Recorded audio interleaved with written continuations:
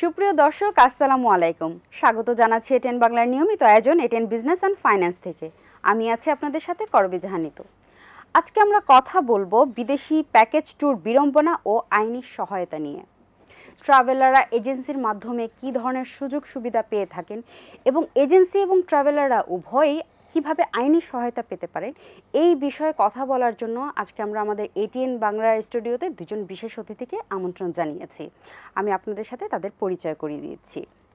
আমাদের সাথে আজকে উপস্থিত আছেন তৌহিদুল আলম মিল্কি, সিইও আকাশবাড়ি হলিডেজ, এবং আমাদের সাথে উপস্থিত আছেন ব্যারিস্টার সৈয়দ মাহসিব হোসেন, আইনজীবী। আপনাদের দুজনকে অনেক অনেক ওয়েলকাম করছি। আপনাকে ধন্যবাদ জানাচ্ছি। শুরুতেই তৌহিদুল আলম মিল্কি, আপনার কাছে আমি জানতে চাবো যে আসলে বাংলাদেশের মানুষ তো এখন প্রচুর ট্যুর করতে পছন্দ করে। আপনার এই বিদেশি ট্রাভেল ট্যুর কোম্পানিটি গড়ে তোলার চিন্তাভাবনা কোথা থেকে এলো এবং আপনি এটাকে কিভাবে দাঁড় করিয়েছেন, একটু যদি আমাদের সাথে আপনার গল্পটা শেয়ার করতেন। ধন্যবাদ আপনাকে, ধন্যবাদ এটিএন বাংলাকে আমাকে আমাকে এখানে আমন্ত্রণ জানানোর জন্য। আসলে যখন আমি শুরু করেছি 2010 সালে, তখন খুব লিমিটেড পিপল এই সুবিধাটা পেত। বিদেশে ভ্রমণ করার ইচ্ছাই বা অনেকেরই ছিল, কম ছিল, সুযোগ সুবিধা কম ছিল, খুবই এক্সপেন্সিভ ছিল ওই সময়টা। আমার একটা সুবিধা ছিল, আমি এর আগে অনেক দেশ ঘুরেছি। আমি অনেকদিন যাবত দেশ বিদেশ ঘুরতে ঘুরতে আমার কাছে মনে হয়েছে যে এই সেক্টরে সার্ভ করার একটা সুযোগ রয়ে গেছে। মানুষ যেই দামে টিকিট করছে বা মানুষ যেই দামে আলাদা আলাদা হোটেল কিনছে, সব কিছুকে একসাথে করা গেলে এটা অনেক ভালো কিছু করা যেতে পারে। অনেক ভালো কিছু করতে গিয়ে দেখলাম যে তখন অনেক ধরনের ছোটোখাটো এয়ারলাইন্স ছিল, যেগুলি আমার বাজেট এয়ারলাইন্স ছিল, সেগুলি অনেক কম দামে এক একটা টিকিট বিক্রি করতো। ধরুন একটা দেশ থেকে একটা দেশের টিকিট 1000, 4000, 3000 টাকা পাওয়া যেত, 3000, 4000 টাকার টিকিট পাওয়া যেত। এটা আসলে বাংলাদেশের মানুষ কখনোই এটা বুঝতে পারতো না, জানতেও না। তো আমার কাছে মনে হলো যে ব্যাপারটা নিয়ে একটু কাজ করি। তো আমি একটু কাজ করা যখন শুরু করি, দেখলাম যে আমাদের পার্শ্ববর্তী যে সমস্ত কান্ট্রিগুলো আছে, সিঙ্গাপুর, মালয়েশিয়া, থাইল্যান্ড, এই দেশগুলো এক একটা দেশে যখন মানুষ যায় তখন তারা প্রায় লক্ষ টাকা খরচ করে। তাও ফিউ পিপল এই কাজটা করে। অনেক উচ্চবিত্ত ফ্যামিলির লোকজনই আসলে সিঙ্গাপুর ঘুরতে যায় বা মালয়েশিয়া ঘুরতে যায় বা থাইল্যান্ড ঘুরতে যায়। এটাই কমন ছিল। তো আমি মধ্যবিত্তদের জন্যই কাজটা করা শুরু করলাম যে এটাকে কম্বাইন করা যায় কিনা, এই দেশগুলোকে যদি একটু কম্বাইন করা যায়। কারণ হয়তো এই দেশ থেকে টিকিটের দাম একটু বেশি, কিন্তু ভিতরে টিকিটের দাম কিন্তু কম। তো কম্বাইন করার যখন আমি চেষ্টা করলাম, তখন দেখলাম যে আপনার যেই খরচে মানুষ এক দেশে যায়, তার অর্ধেক খরচে 2 দেশে যাওয়া সম্ভব। ব্যাপারটা দুইভাবে করতেছে কিন্তু, যে এক খরচে যেতে মানুষ এক দেশে যাচ্ছে, সেই তার অর্ধেক খরচে 2 দেশে যাওয়া সম্ভব। এই ব্যাপারটা আমাকে যখন আমি দেখলাম যে এটা পসিবল, তখন আমি মনে করলাম যে না, এই মার্কেটে আসলে এটার একটা সুবিধা করা যেতে পারে বা মানুষকেও সুবিধা দেওয়া যেতে পারে। ওইখান থেকে আমাদের আমরা শুরু করলাম। এবং প্রথম আমরা আসলে বিজ্ঞাপন করা শুরু করেছি যে আমাদের কাছে এই অফার আছে, এটা আছে। বরানীতে আমাদের অফিস উদ্বোধন করার পরে আমরা মানুষকে অফার করেছি। তারপর থেকে মানুষ আসছে। আমরা আসলে শুরুই করেছি এভাবে যে আপনি ধরেন, তখন এটা না বললেই না, ধরেন তখন 50,000 টাকা আমি আপনাদেরকে 2 দেশ 3 দেশ ঘুরিয়ে আনতাম। 50,000 টাকা, এটা এখন আর সম্ভব না আসলে। আমি আপনাকে বলছি আর 12-14 বছর আগে ঘটনা, যে মালয়েশিয়া, সিঙ্গাপুর, থাইল্যান্ড, আপনি যদি আমার ফেসবুকে পিছনের দিকে চলে যান, দেখবেন যে এই 3টা দেশ আমরা ঘুরিয়ে এনেছি মাত্র 50,000 টাকা দিয়ে। প্রাইসটা বেড়েছে কি ডলারের? প্রাইস বেড়েছে। ডলার তখন ছিল 70 টাকা, এখন ডলার হয়ে গেছে 127 টাকা। আর কোভিডের পরে আসলে আপনার এভিয়েশন ইন্ডাস্ট্রি একটা বিশাল এক পরিবর্তন হয়ে গেছে, যে টিকিটটা 25,000 টাকা ছিল, সেই টিকিট এখন 70,000 টাকা হয়ে গেছে। এটা আসলে সারা ওয়ার্ল্ড ওয়াইড হয়েছে এটা। জি, আমরা এই প্রসঙ্গে আবার পরে আসছি। সৈয়দ মাহসিব হোসেন, আপনার কাছে যদি একটু জানতে চাই যে এই যে আমাদের দেশের প্যাকেজ ট্যুরগুলো, এবং আপনি তো অনেক বিদেশে ট্রাভেল করেছেন, তো ওইখানকার প্যাকেজ ট্যুরগুলোর কম্প্যারিজন করে যদি আমাদেরকে একটু ব্যাখ্যা দিতেন আপনি। দেখেন, সর্বপ্রথম খুব সুন্দর একটা ডিসকাশন, সুন্দর টপিক। আপনি যদি এবার দুই দেশের, এটা আসলে গ্লোবালি এটাকে অ্যাসেস করা হয়। এটা এরকম না যে বাংলাদেশের প্যাকেজ ট্যুরগুলি একটু সাবস্ট্যান্ডার্ড থাকে, অথবা ইউরোপিয়ান ট্রাভেল এজেন্সি যারা আছে, থমাসকো আছে, অথবা অনেকগুলি আছে, তাদেরটা একটা বেটার স্ট্যান্ডার্ড থাকে। On the face of it আপনার কিন্তু সব জায়গায় স্পেসিফিকলি কোনো ডিটেল দেওয়া থাকে যে এয়ার টিকিট যে আপনার কয়টা বাজে ফ্লাইট, হ্যাঁ, কত ঘন্টা ট্রানজিট থাকবে, আপনি এয়ারপোর্টে নামার পরে আপনাকে কারা পিক করতেছে। এখন আপনি টেইলার্ড একটা অপশন থাকে, আপনি চাচ্ছেন যে না আমি আমার নিজের মতন আমি ট্রাভেলটা করবো, আমাকে হোটেল অ্যাকোমোডেশন দিতে হবে। অনেকগুলি প্যাকেজে থাকে হচ্ছে কি যে না আপনাকে হোটেল অ্যাকোমোডেশন, ট্রান্সপোর্টেশন, ফুড, তারপরে হচ্ছে গিয়ে যে সাইট সিইংয়ে যে কস্টগুলি সেটাও হচ্ছে কি আপনার ট্রাভেল এজেন্ট বেয়ার করবে। ইম্পর্টেন্ট যে বিষয়টা থাকে সেটা হচ্ছে গিয়ে এক্সপ্রেসেটলি এটাকে ডিসক্লোজ করে দেওয়া, একটা ডিটেইল অ্যাগ্রিমেন্ট থাকা। প্রবলেমটা যেখানে হয় সেটা হচ্ছে যে আমরা অনেক সময় দেখি লোকালি, ডোমেস্টিক্যালি, শুধুমাত্র বাংলাদেশেও না, ইন্ডিয়াতেও দেখি, পাকিস্তানেও দেখি যে আপনার এই ডিটেইল জিনিসপত্রগুলি দেওয়া থাকে না, অনেকগুলি ডিসক্লেমার দেওয়া উচিত। হোটেলে 3 স্ট্যান্ডার্ডের হোটেল অথবা 4 স্ট্যান্ডার্ড, 5 স্ট্যান্ডার্ড হোটেলে অ্যামিনিটিসের মধ্যে কী কী থাকতে পারে না থাকতে পারে, এগুলি একটা জিনিস। এটা কতটুকু পর্যন্ত একটা ট্রাভেল এজেন্ট তার লায়াবিলিটি থেকে সে অ্যাভয়েড করতে পারে। অনেক সময় দেখা গেছে হচ্ছে কি আপনার লোকাল একটা ট্রাভেল এজেন্ট সে ইউরোপের কিছু পার্টিকুলার ডেস্টিনেশনে সে আপনার ট্যুর অপারেট করতেছে, প্রোভাইড করছে, কিন্তু সে ফিজিক্যালি ওখানে যাচ্ছে না। সেখানে একটা লোকাল ট্রাভেল এজেন্টের সাথে সে আবার আপনার কোঅর্ডিনেট করে নিচ্ছে, এমওইউ হচ্ছে তাদের মধ্যে। তো ওনার গেস্ট উনি বাংলাদেশ থেকে রিসিভ করছে, সেই গেস্ট যাচ্ছে হচ্ছে গিয়ে আইসল্যান্ডে যাচ্ছে অথবা সুইজারল্যান্ডে যাচ্ছে, সুইজারল্যান্ডে আরেকজন ট্রাভেল এজেন্ট ওইখানকার লোকাল সে তাকে রিসিভ করছে। আমি যদি একজন এবার যদি আমি ট্রাভেলার হই, আমি যদি ট্যুরিস্ট হিসেবে যদি যাই, আমি দেখা গেছে কথা আজকে আমাদের যে অতিথি আকাশ বাড্রুনের কাছে গেলাম, হয়তো কথা হাইপোথেটিক্যালি সুইজারল্যান্ডে উনি অপারেট করেন না, কিন্তু ওনার সুইজারল্যান্ডে সাব এজেন্টস আছে অথবা ওনার একটা এমইউ করা আছে, এটা সুইজারল্যান্ডের লোকাল ট্যুর অপারেটরের সাথে, চায়নাতে কারোর সাথে ওনার আছে, অনেক ল্যাঙ্গুয়েজে ব্যারিয়ার থাকে, অনেক কিছু থাকে। সেখানে দেখা গেছে আমার একটা ট্রান্সলেটরও দরকার। তো অনেক কিছু জিনিস থাকে, সেটা দেখা গেছে উনি যার সাথে করছেন কতটুকু পর্যন্ত ওনার লায়াবিলিটি আছে, তারপরে কতটুকু তাদের লায়াবিলিটি শুরু হচ্ছে, এগুলি সব কিছু দেখা গেছে অনেক সময় আমরা দেখি আমাদের সাবকন্টিনেন্টে কিছু কিছু দেশগুলোতে এগুলি স্পেসিফাই করে দেওয়া থাকে না। কিন্তু আমরা যদি এবার ইউরোপিয়ান যেমন থমাস কুক যেটা বললাম বেশ রিনন, তারা ওখানে থেকে অনেক স্পেসিফাই করে দেওয়া থাকে, ডিসক্লেমার্স দেওয়া থাকে, টার্মস অ্যান্ড কন্ডিশনসগুলো অনেক এক্সপ্লিসিট থাকে। এই টার্মস অ্যান্ড কন্ডিশন যত আপনার এক্সপ্লিসিট থাকবে, যত আপনার ডিটেইলভাবে লেখা থাকবে, তত হয় কি ট্রাভেলাররা অনেক কমফোর্টেবল ফিল করে, তখন তারা বুঝতে পারে। এতে হয় কি যে ট্যুর অপারেটর সে তার দায়িত্বটাকে কনফাইন করে ফেলতে হবে, যেন আমার এর চেয়ে বেশি আমার দায়িত্ব নেই। তো এটাই মেইনলি আপনার ডিফারেন্সটা হয় বাংলাদেশ আর ইউরোপিয়ান অথবা আমেরিকান ট্রাভেল এজেন্টদের। আচ্ছা, আপনার কাছে যদি একটু জানতে চাই যে ট্রাভেলারদের তো অনেক ধরনের অভিযোগ থাকে, যে কোন প্যাকেজের সুবিধা বেশি কোনটা কম তারা একটু জানতে চায়, তাদের তো আসলে বিড়ম্বনার শেষ নেই। তো আপনারা যে প্যাকেজগুলো দিয়ে থাকেন তারা কি সময় মতো সেই জায়গাটা পৌঁছাতে পারে? যদি না পারে সেটার কারণটা কি হতে পারে? আচ্ছা, এটা একটা সুন্দর প্রশ্ন করেছেন। আসলে আপনি দেখবেন যে কারা কারা কারা কারা এই মার্কেটে কাজ করছে, তারা কি আছে, যারা 12-14 বছর যেমন যারা আছে তারা কিন্তু নিশ্চয়ই কাস্টমারকে সার্ভিসগুলো তারা অবশ্যই দিয়েছে, দেওয়ার কারণে তারা মার্কেট টিকে আছে। একটা মানুষ কিন্তু আসলে এটা পাসপোর্টের একটা ইস্যু, কিন্তু পাসপোর্টের বিদেশের ব্যাপার। একটা মানুষ যারা এই দেশে যারা সার্ভিসটা যারা যারা প্রতারিত হচ্ছে, তারা কিন্তু একটা কমপ্লেন করলে কিন্তু ট্রাভেল এজেন্সি অনেকটা বিপাকে পড়ে যায়।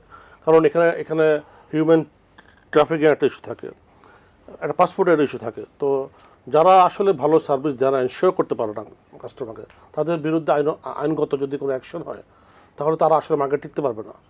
আপনি ধরে নিতে হবে যারা মার্কেটে ভালো করছে এরাই টিকবে, আর যারা ভালো কমিটমেন্ট রাখবে না, যারা প্রতারণা করবে, একসময় বন্ধ করে দিতে হবে। এখন আপনার যদি ব্যাপারটা হলো যে তারপরেও যে আমরা যে কমপ্লেন পাই না তা না, আমরা সব কিছু বুঝিয়ে দিয়েছি, সব কিছুই লেখা আছে, তারপরেও কিন্তু কাস্টমার অনেক সময় অনেক ধরনের কমপ্লেন করছে। সেগুলো আমরা আমাদের মতো হ্যান্ডেল করতে হয়, কাস্টমারকে বোঝাতে হয়। তো আমি আপনাকে এটুকুই বলবো, যারা ভালো করছে, তারা যে কমিটমেন্টটা করছে তারা আসলে সেটা দিচ্ছে। এবং ভাইয়া যেটা বললো এই ব্যাপারে একটা কথা আমি আপনাকে বলি, ডিটেলস আমাদের ক্ষেত্রে যদি আমরা বলি, আমরা ডিটেলসটা আমরা লিখে রাখি। আপনি যদি আমাদের কোনো ইনভয়েস চান, আমাদের কোনো মানি রিসিট চান, অনেক ইন্টারন্যাশনাল, আমি তো আপনাকে আসলে একটা থার্ড পার্টির কাছে উঠিয়ে দিয়েছি, তারা আপনাকে সার্ভিস করছে, আমি এখানে বসে আছি। হয়তো ভুলভ্রান্তি এখানে হতে পারে, কিন্তু একটা হোটেল আমি আপনাকে বললাম যে এমন হবে, আপনার কিন্তু রুমটা পছন্দ হলো না, কারণ যার স্ট্যান্ডার্ড কিন্তু একরকম, সেম স্ট্যান্ডার্ড না। কিন্তু আর অনেকে একটু আমি একটু ঘুরিয়ে কথা বলি, অনেকে এমনও করে এদেশে, খুবই এটা প্যাথেটিক যে মানুষ এটা আসলে কীভাবে নেবে জানে না। অনেক কাস্টমাররা এসে বলে আমাকে সবচেয়ে সস্তাটা দেন, প্রাইজের উপর সবচেয়ে কম দামিটা দেন, মানে আপনাদের সার্ভিসটা প্রাইজের উপর ডিপেন্ড করে। কম দামিটা দেন। এখন ওনার কথা মতোই কিন্তু আমাকে কম দামে জিনিস দিতে হয়েছে হয়তো, যদিও আমরা এটা আমরা করছি না। কারণ এটা কেন করি, কারণ ওরা তো বুঝতেছে না, কাস্টমার তো জানে না যে কম দামে দিলে সে এখানে গিয়ে আমার একটা বদনাম করে ফেলবে। তারপরেও কিন্তু কাস্টমার এই ধরনের চাপ দেয়, আমাকে সবচেয়ে কম দামে দেন, আমি তো রাত্রেবেলা 2 ঘন্টা ঘুমাবো। তো এই জন্য এটা কমন বলে, কিন্তু আমি রাত্রেবেলা তো ঘুমাবো না, আমি সারা রাত এসে 2 ঘন্টা ঘুমাবো, তারপর চলে যাবো। তো এটা আসলে তো এমন হওয়ার পরে যদিও অনেক কোম্পানি এটা কিন্তু তার অনুযায়ী দিয়ে দিচ্ছে, কিন্তু এটা কাস্টমারের কিছু লাইবিলিটি আছে বলে মনে করি। আর ওই তো আমি এই কথা আমি আরেকবার বলবো, যারা মার্কেটে টিকে আছে, যাদের ভালো নাম সুনাম আছে, তারা নিশ্চয়ই কাস্টমারকে মানে ভালো আপনাদের সার্ভিস তরফ করছে। থেকে কোনো সমস্যা হচ্ছে না, মানে আপনারা সার্ভিসটা না হচ্ছে না, আপনি দেখেন, আমি আপনাকে বলি, আমরা প্রতিদিন প্রায় 250-300 লোককে সার্ভ করি। আচ্ছা 250-300 লোক, আমাদের প্রতিদিন 250-300 লোক যদি ফ্লাই করে, কয়টা কমপ্লেন বা কয়টা লিগ্যাল নোটিস আমার কাছে আসে জি সারা বছর? তো একটাও আসে বলে আমরা জানি না, খুব রেয়ার দিয়ে একটা আসে। যেমন একটা ভোক্তা অধিকার থেকে একটা ইস্যু আমাদের কাছে আসছিল, কাস্টমার ফ্লাই করতে পারে না, কারণ তার টিকিটটা একটা থার্ড পার্টি, তারা টিকিটটাকে জালিয়াতি করেছিল। সেই টিকিটটা জালিয়াতির একটা টিকিট, আপনি জানেন যে 5-6 বছর আগে একটা কোম্পানি প্রায় হাজার হাজার কোটি টাকা নিয়ে চলে গেছিলো। তো ওই টিকিটটা আমাদের ওদের কাছে কেনা ছিল। তো এই টিকিটে উনি ফ্লাই করতে পারে নাই। আমাদের কাছে উনি যখন কমপ্লেন করেছিল, তখন আমরা বলেছি যে আমরা এই চেষ্টা করি, কী করা যেতে পারে। তারপরে উনি চেষ্টা না করে, আমাদের চেষ্টা করার সুযোগ না দিয়ে উনি ভোক্তা অধিকারে উনি কমপ্লেন করে। আমরা ভোক্তা অধিকারকে আমরা বোঝাতে সক্ষম হই যে ব্যাপারটা এমন হয়েছে। তখন ভোক্তা অধিকার বলে যে ঠিক আছে, আপনার অর্ধেক ড্যামারেজ দিয়ে দেন, উনি অর্ধেক ড্যামারেজ নিয়ে নেন। এই ধরনের কেসেস কিন্তু হয় আমাদের সাথে, বাট খুবই রেয়ার হয়। বাট যারা খারাপ বা যারা প্রতারণা করছে, যে আপনি প্রতারণা নেই কিন্তু আপনি এই ব্যাপারটা বলতে চাচ্ছেন এই আমাদের ইয়েতে, তাদের সম্বন্ধে আমার কোনো মন্তব্য নয় আসলে। না, তো বেসিক্যালি বলতে যাচ্ছি যে তাহলে ট্রাভেলাররা তাদের বাজেট অনুযায়ী সার্ভিসটা পাবে। অফকোর্স তাই, আপনি যদি এখন 3 স্টারের জন্য আপনি পেমেন্ট করেন, 5 স্টার হোটেল তো আর পাবেন না। জি জি এইটাই ব্যাপার, যে যেমন চাচ্ছে তেমনটা আসলে পায়। বাট বাট খারাপ ভালো অবশ্যই আছে। আচ্ছা, এই খারাপ ভালো বিষয়ে আমরা অবশ্যই পরে আছে। আসছি। আপনার কাছে যদি জানতে চাই যে ওনাদের যদি কোনো বিড়ম্বনা হয় বা দেখা গেল কোনো ট্রাভেলাররা যেতে দেরি করলো বা কোনো ট্রাভেলারদের অসুবিধা হলো, তো সেই ক্ষেত্রে তারা কিভাবে আইনি সহায়তা পেতে পারে? এটা কি ট্রাভেলারদের জন্য নাকি যারা হচ্ছে কি ট্যুর ট্রাভেলারদের জন্য। দেখেন, বাংলাদেশে এই ট্যুরিজম সেক্টরকে আপনার রেগুলেট করার জন্য কিন্তু ministry of civil aviation and tourism কিন্তু আলাদা কিন্তু একটা মিনিস্ট্রি করে দেওয়া আছে। এছাড়াও এই পুরা ট্রাভেল এজেন্টদের লাইসেন্সিংয়ের এটাকে কীভাবে রেগুলেট করা হবে, তাদের কোড অফ কন্ডাক্ট, এটার জন্য কিন্তু Bangladesh travel agency registration and control act একটা 2013 সালের, আবার এটার উপর একটা বিধিমালাও আছে 2022 সালের। এখন এখানে কিন্তু আপনার কিছু জিনিসপত্র বলে দেওয়া আছে, সেটা হচ্ছে কি প্রতি 3 বছর পর পর তাদের লাইসেন্সটাকে কিন্তু রিনিউ করতে হবে। এটা মিনিস্ট্রির কাছে তাদের লাইসেন্সটা রিনিউ করার জন্য তাদের অ্যাপ্লিকেশন দিতে হবে। এখন যদি কোনো ট্রাভেলার, কোনো একজন ট্যুরিস্ট যদি বলে যে এই পার্টিকুলার ট্যুর অপারেটর অথবা এই ট্রাভেল এজেন্ট তার সাথে ডিফ্রড করেছে, কথা তাকে বললো হচ্ছে কি 3 স্টারের কথা নিয়ে 2 স্টারে নিয়ে গেল, তারপরে দেখা গেছে হচ্ছে গিয়ে তাকে আপনার কোনোভাবে আপনার দেখা গেছে হচ্ছে গিয়ে কোনো সবচেয়ে বড় প্রবলেমটা যেটা হয় অনেক সময় দেখা গেছে হচ্ছে গিয়ে যেটা খুব যদিও খুবই খারাপ শোনায়, কিন্তু অনেক সময় দেখা গেছে হচ্ছে ইউরোপে নিয়ে যাবে। এখন অনেকে চিন্তা করেছে ঠিক আছে, বলে দেয় যে ঠিক আছে আমাকে ভিসার ব্যবস্থা করেন, আমি আর ওখান থেকে ফেরত আসবো না, আমি ওখানে ট্যুরিস্ট হিসাবে যাব, বাট আমি ওখানে যে আমি করি। এই ধরনের কিছু অনেক সময় দেখা গেছে অনেক ট্রাভেলার অথবা অনেক ট্যুর অপারেটররা বলে যাচ্ছে ঠিক আছে ফাইন, আমরা ইউরোপের ভিসার জন্য আমরা একটা করব, অথবা এরকম ধরনের মানে আপনার প্রলোভন দেখানো যে ঠিক আছে আমেরিকাতে আমি আপনাকে ঘুরাতে নিয়ে যাবো। খুবই কমন এই জিনিসটা। হ্যাঁ, এটা আমাদের কাছে অনেক আসে যে সে দেখা গেছে হচ্ছে যে যার সাথে সে কথাবার্তা বলে যাচ্ছেন ট্যুর অপারেটর, কিন্তু সে তাকে বলছে ঠিক আছে আমার স্কোপ আছে, আমি আপনাকে আমেরিকার ভিসার ব্যবস্থা করে দিব, আপনি করেন। অ্যাকচুয়ালি কিন্তু তার ক্যাপাসিটি কিন্তু সে ট্যুর অপারেটর, একজন ট্রাভেল এজেন্টে। তো তখন দেখা গেছে সে আমেরিকার ভিসা পেলো না, ইন দ্য মিন টাইম সে দেখা গেছে 4 লাখ টাকা 5 লাখ টাকা সে অলরেডি নিয়ে নিচ্ছে। তো তার সাথে ওনার অ্যাগ্রিমেন্টটা হচ্ছে কি আমি তোমাকে নিউ ইয়র্কে নিব, ফ্লোরিডাতে নিব, এখানে এত টাকা খরচ করবো। ওই অ্যাগ্রিমেন্টের মধ্যে কিন্তু লেখাই থাকে না যে আসলে পুরো জিনিসটার মধ্যে ভিসা আমি অ্যারেঞ্জ করাই দিব। আর খেয়াল করে দেখেন, কিন্তু যে টাকাটা দিচ্ছে তার পারপাসটা কিন্তু ফ্লোরিডা অথবা নিউ ইয়র্কে অথবা আপনার বিভিন্ন জায়গায় যাওয়ার কিন্তু আপনার না, তার পারপাসটাই হচ্ছে আমি আমেরিকার ভিসা পাবো। কথার কথা এই জায়গাটাতে কিন্তু এই আইন স্পেসিফিকলি বলে দিচ্ছে যে আপনার কাজ যে ট্রাভেল এজেন্ট অথবা ট্যুর অপারেটর শুধু particularly confined to that particular আপনার এই সার্ভিসের জন্য, সে কিন্তু এই ধরনের করতে পারবে না যে তোমাকে ভিসা পাওয়া দিতে পারবো। হ্যাঁ, এই ধরনের যে অনেক সময় যেটা হয় যে এই ধরনের জিনিসপত্র অনেক সময় অ্যারেঞ্জমেন্ট হয় যেটা অন ডকুমেন্ট থাকে না, বাট ইনফর্মালি অ্যারেঞ্জমেন্টসগুলি হয় ট্যুর অপারেটরদের সাথে। আমি তাদের কথা বলছি না, বাট অনেক সময় আমাদের কাছে, কারণ আমরা লয়ার প্রফেশনস আমাদের কাছে নেগেটিভ সাইডটাই আসে, যে কোনো ইন্ডাস্ট্রির খারাপটা অবশ্যই আমাদের তাই। সামনে আসে, খারাপ হলে আপনার কাছে যাবে। খারাপ হলে আমার কাছে আসে। এই জন্য আমরা এই জন্য জিনিসপত্র আমরা ফেস করি। তখন আমরা এই কমপ্লেইনটা রেজ করার জন্য কিন্তু মিনিস্ট্রি অফ সিভিল এভিয়েশন ট্যুরিজমের কাছে কিন্তু একটা কমপ্লেইন দেওয়া যায়। তখন কিন্তু তাদের লাইসেন্স সাসপেন্ড করা যায়, রাইট রাইট। লাইসেন্স সাসপেন্ড করা যায়। তারপরে আবার হচ্ছে ভোক্তা অধিকার সংরক্ষণ অধিদপ্তরের কাছে কিন্তু আমরা এটা কিন্তু অ্যাক্টিভ, অনেক বেশি অ্যাক্টিভ। অনেক অ্যাক্টিভ। ইনফ্যাক্ট যতটুকু আমার মনে হয় যে 1500-র মতো লাইসেন্স অলরেডি ক্যান্সেল হয়ে গেছে। এখন কারেন্টলি 5000 সামথিং লাইসেন্স আছে। 1500 লাইসেন্স ক্যান্সেল করে দেওয়া হয়েছে বিভিন্ন কমপ্লেনের জন্য, রেজিস্ট্রেশন ঠিক মতন হয়নি তার জন্য।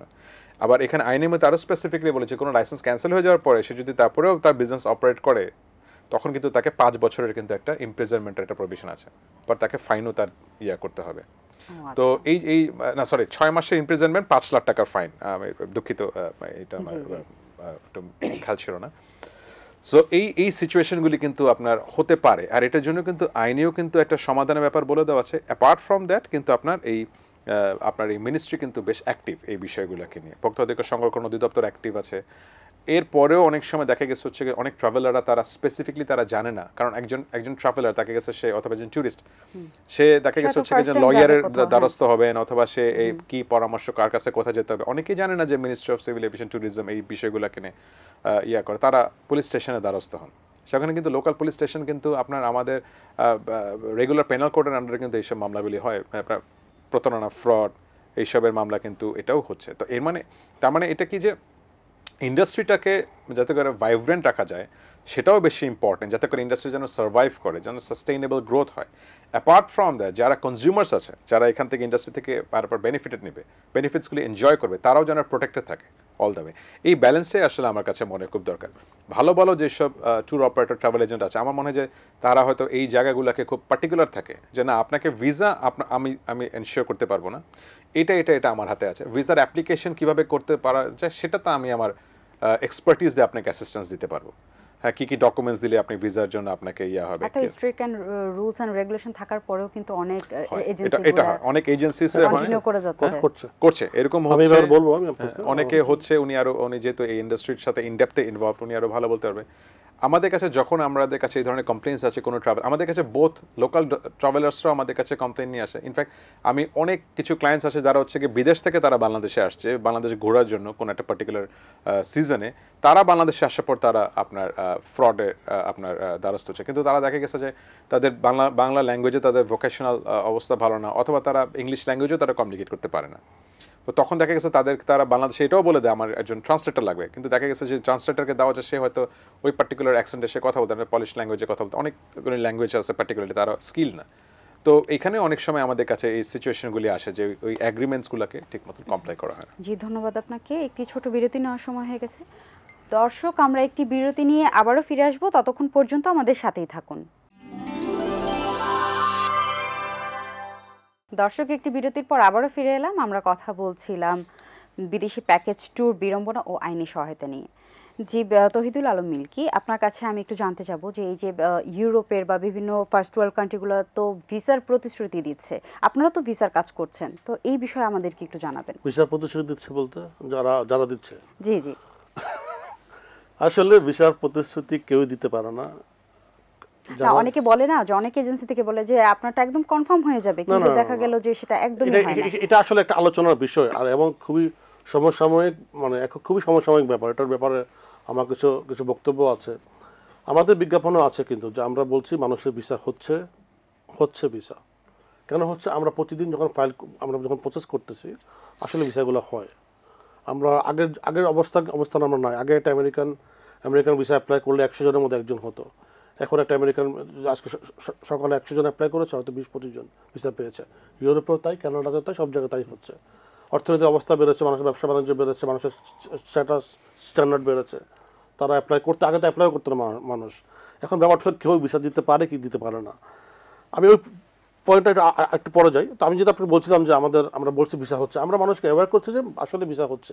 তুমি ভালো চাকরি করো, তোমার যদি ব্যাংক ব্যালেন্স ভালো হয়, ভালো বেতন পাও, ভালো বিজনেস করো, তুমি যদি ইঞ্জিনিয়ার, ডাক্তার, ব্যারিস্টার হও, অবশ্যই তোমার ভিসা হবে। তো এইটা আমরা অ্যাওয়ারনেস করি, বিকজ আসলে হচ্ছে, আমরা চাই মানুষজন ভিসাগুলো অবটেইন করো। তো আমরা সাধারণত এর জন্য আমরা একটা সার্ভিস চার্জ নেই, খুবই নগণ্য, এটা $100 নিচে। এর বিনিময়ে আমরা তাদেরকে আমাদের কাগজপত্র গুছিয়ে দেই, তাদের আমরা ফাইলিং করে দিই, তাদের অনেক কাজ আমরা করে দিই, এবং উনি সাবমিট করে, ওনারা সব কিছু উনি করে, আমরা পিছন থেকে একটা সাপোর্ট দেওয়ার চেষ্টা করি। অনেকেই বিজি থাকে, অনেকেই বোঝানোর জন্য আমাদের কাছে আসে।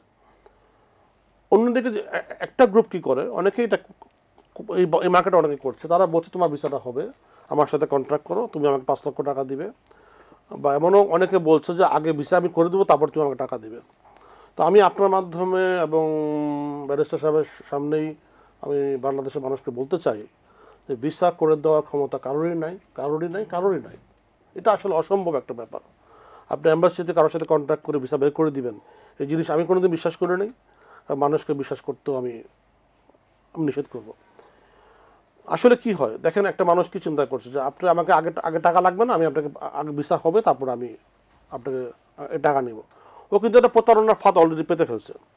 তারপরে ওই ধরনের এই প্রতারণাতে মানুষজন আসতেছে, ওই আস্তে 100 লোক তার কাছে ভিসা করতে দেয়, নিজের যোগ্যতায় 2-1জনেরটা হয়ে যায়, সেখানে সে কিছু টাকা পয়সা পেয়ে যায়। আর যারা আসলে তার কাছে আসছে পরে টাকা দিবে, ও অনেক কিছু বলে তার কাছ থেকে হয়তো 20-30 হাজার টাকা অলরেডি খেয়ে ফেলছে, কারো কাছে লক্ষ টাকা নিয়ে ফেলছে। এই ধরনের আসলে কিন্তু হচ্ছে, কমনলি হচ্ছে, এটা হচ্ছে মানে অহরহ হচ্ছে।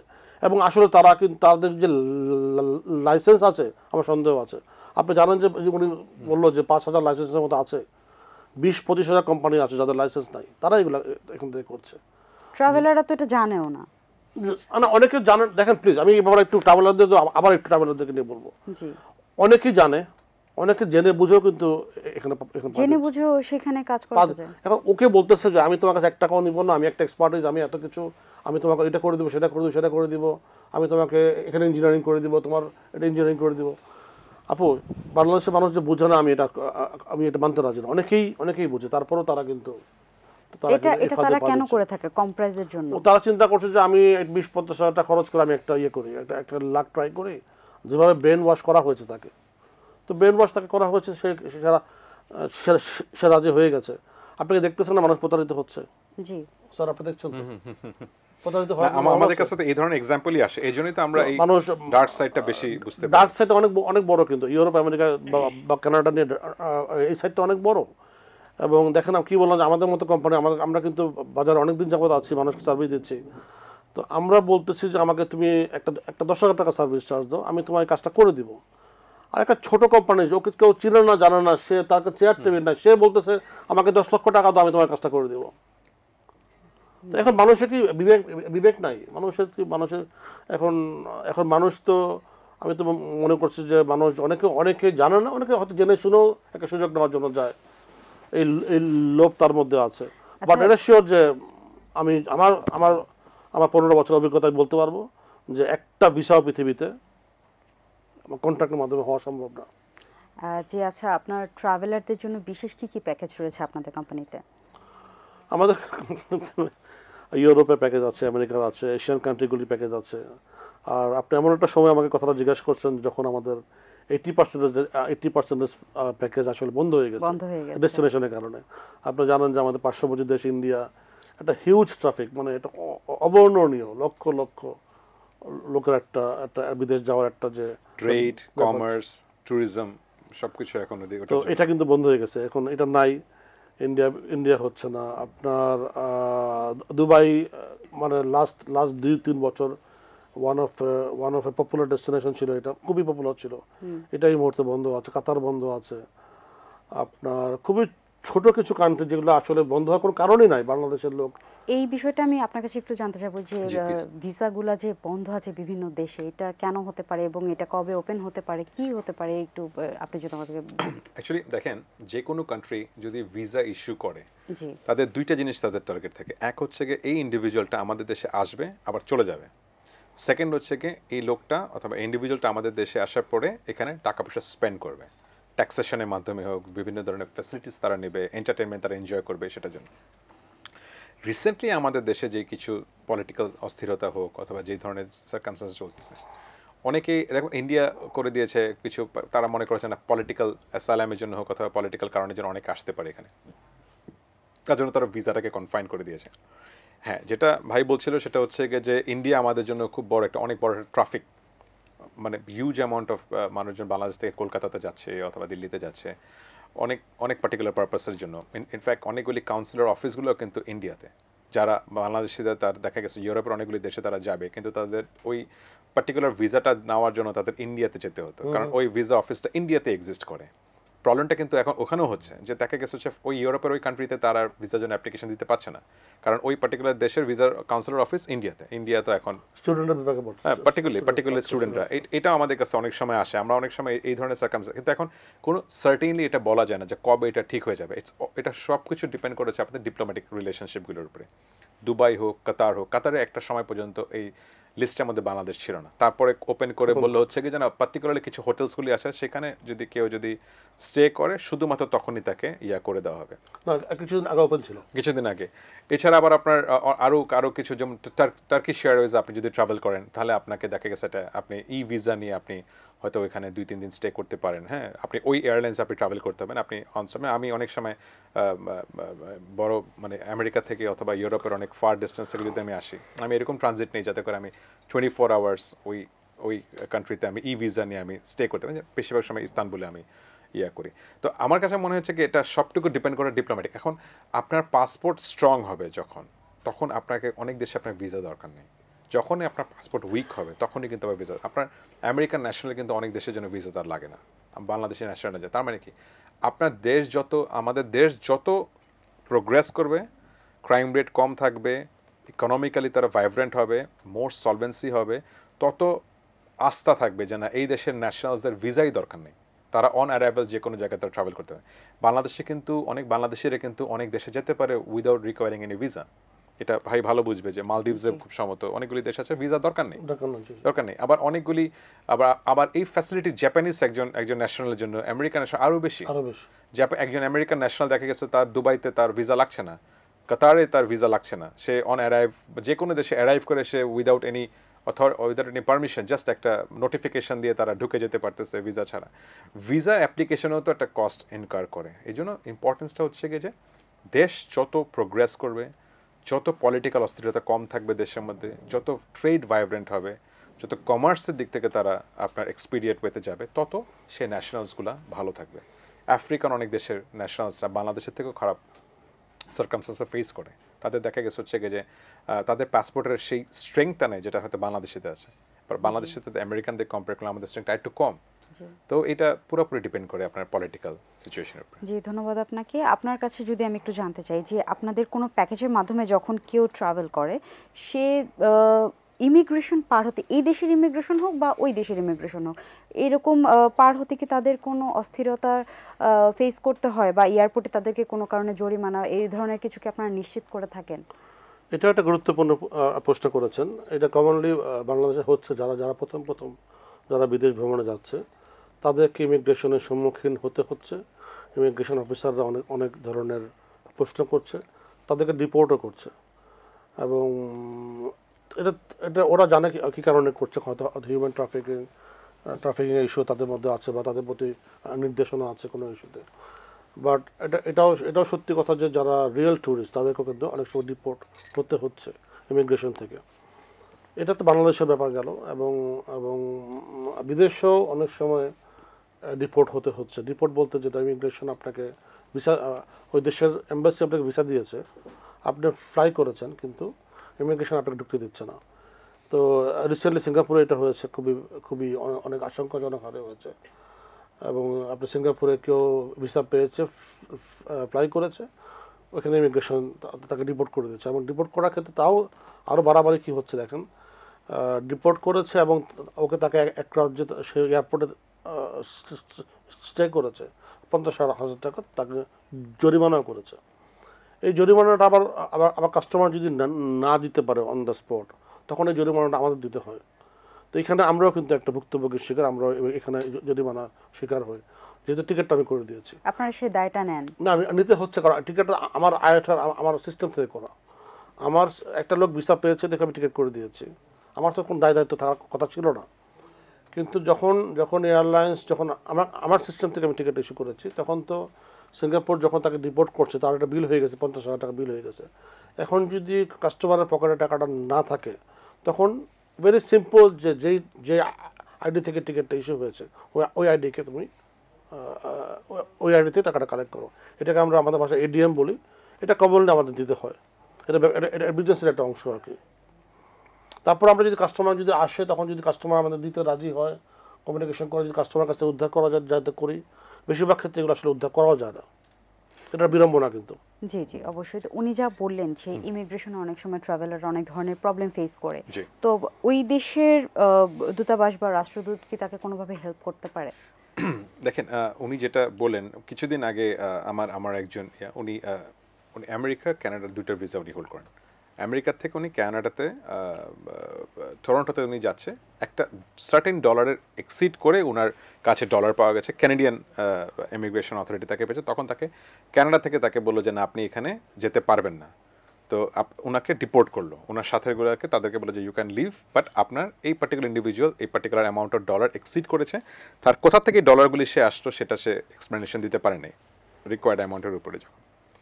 তো তখন তাকে কিন্তু ডিপোর্ট করে দিল, কিন্তু লাকিলি সে আমেরিকার ভিসা ছিল, সে আমেরিকাতে আবার সে নিউ ইয়র্কে আপনার ফেরত আসলো। যেই বিষয়টা উনি বললেন সেটা হচ্ছে কি, আমরা অনেক সময় দেখি দুবাইতে, সৌদি আরবে অনেকে দেখা গেছে হচ্ছে কি যে যাচ্ছে, অনেকে দেখা গেছে হচ্ছে কি তার এর আগে তার ফিউজিটিভ ছিল, আকামার বাইরেও সে স্টে করেছে সৌদি আরবে, এটা আপনি হয়তো, কিন্তু সে দেখা গেছে কোনো না কোনোভাবে সে আবার ভিসা পেয়ে সে আবার যাচ্ছে সৌদি আরবে। যাওয়ার পরে জেদ্দাতে অথবা কোথাও ল্যান্ড করার পরই যখন ইমিগ্রেশন অথরিটি তার ডিটেলস দেখে বলছে যে না এই ইন্ডিভিজুয়ালের আগেও এরকম ভিসার মিস ইউজ করে, তখন কিন্তু ওই মোমেন্টে তাকে কিন্তু ডিপোর্ট করা বলে। তাও কিছু ইউরোপিয়ান কান্ট্রিগুলো কিন্তু আপনার তাকে ফাইন করে, অনেক মিডল ইস্টের কান্ট্রি কিন্তু ডাইরেক্ট জেলে দিয়ে দেয়। তখন হচ্ছে গিয়ে যে ওই তার ফ্যামিলি মেম্বারকে ওই টিকিট অ্যারেঞ্জ করতে হয় অন দ্য স্পট। অনেক সময় আমরা দেখি হচ্ছে গিয়ে যে অন দ্য স্পট টিকিট যদি পারচেস করতে রেটটা অনেক হাই থাকে, সেই একই টিকিট 15 দিন আগে, 2 সপ্তাহ 20 দিন আগে কেটে অনেক কম পড়ে। তো আমরা এই ধরনের সিচুয়েশনগুলি যখন আমরা দেখি, তখন আমাদের কাছে যখন এরকম আসে, তখন আমরা ফার্স্ট বলে হচ্ছে গিয়ে বাংলাদেশি হাই কমিশনের সাথে যোগাযোগ করেন। বাংলাদেশি হাই কমিশন তখন দেখা গেছে হচ্ছে ডিপ্লোম্যাটিক চ্যানেলে তারা কথা বলার চেষ্টা করে যে ঠিক আছে আমার এই ন্যাশনালটা যদি করে থাকে তাহলে তোমরা তাকে মানে যতটুকু লিনিয়েন্ট পানিশমেন্ট দেওয়া যায়। প্রবলেমটা যেটা হচ্ছে যে প্রত্যেকটা ট্রাভেলারের উচিত সে যে দেশের হোক, বাংলাদেশি ন্যাশনাল যদি ইউরোপে যায় অথবা একজন রাশিয়ান কেউ যদি বাংলাদেশে আসে, বাংলাদেশ তার ওই দেশে তার যে কাউন্সিলর অফিস আছে তার ফোন নাম্বার রাখা, তার অ্যাড্রেসটাকে রেখে দেওয়া। কারণ কখনো না কোনো সময়, যেমন আমি অনেক সময় আমার একটা ফ্রেন্ড, আমরা একবার ট্রাভেল করতেছি, আমার কাজিন, ওর পাসপোর্ট হারিয়ে ফেলছে। তো কিন্তু এখন যেটা হচ্ছে সেটা হচ্ছে যে এমন একটা পয়েন্টে তখন আমরা কার রেন্ট করলাম, ওর পাসপোর্টটা তখন আর আমরা করতে পারছিলাম, তখন আবার ইমিগ্রেশন পুলিশও ছিল, তখন একটু সমস্যা হচ্ছিল, একটা ডিসকমফোর্ট ছিল। লাকিলি আমি সাথে ছিলাম, আমি তখন আমাদের বাংলাদেশ হাই কমিশনকে ফোন করে কমিউনিকেট করলাম যে আমার এই পার্টিকুলার সিচুয়েশন অ্যারেস্ট করছে। কারণ সে পাসপোর্ট না থাকে তো সে ইলিগাল ওই মোমেন্টে। পাসপোর্ট নাই, পাসপোর্টের ফটোকপি তার সাথে নাই, স্ক্যান কপি তার সাথে নাই, ভিসার কপি তার সাথে নাই, কিছুই নেই। তো তখন তাকে ওই মোমেন্টে একটা প্রবলেম হওয়ার স্কোপ ছিল। তো আমার কাছে মনে হয় যে এটা সবচেয়ে বেশি ইম্পর্টেন্ট, ওই পার্টিকুলার তার নিজ দেশে হাই কমিশনের ফোন নাম্বারটাকে রাখা, ভিসা কাউন্সিলরের সাথে না হোক অথবা আপনার হাই কমিশন অফিসারদেরকে কমিউনিকেট করে দেওয়া, যাতে করে তারা রেস্কিউ করতে পারে অন্তত। জি ধন্যবাদ আপনাকে। আপনার কাছে আমি একটু জানতে চাই যে আপনাদের এজেন্সিগুলো যে ঠিকঠাক মতো চলছে কিনা, এই মনিটরিংটা কারা করে, সরকারের পর্যটন কর্পোরেশন নাকি পর্যটন বোর্ড?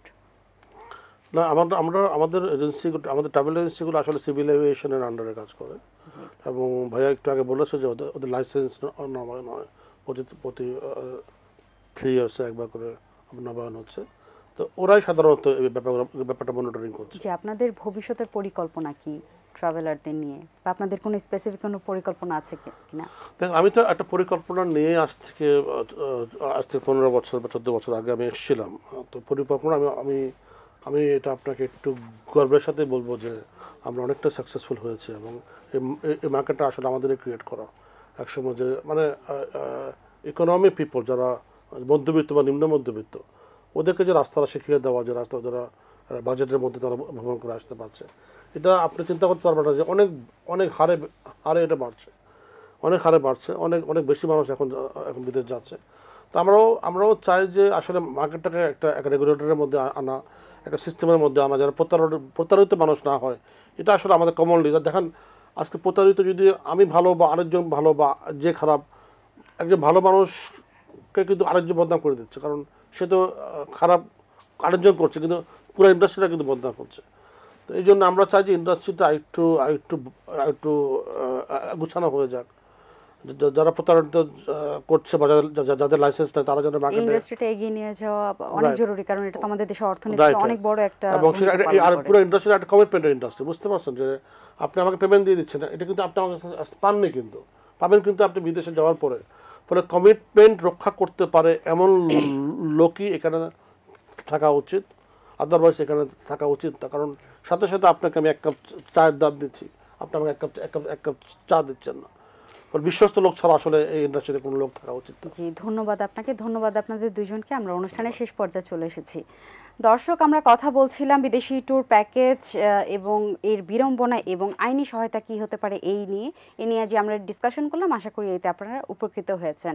আগামী পর্বে কোনো সমসাময়িক বিষয় নিয়ে আপনাদের সামনে আবার হাজির হব। ততদিন পর্যন্ত ভালো থাকুন, সুস্থ থাকুন এবং এটিএন বাংলার সাথেই থাকুন। ধন্যবাদ।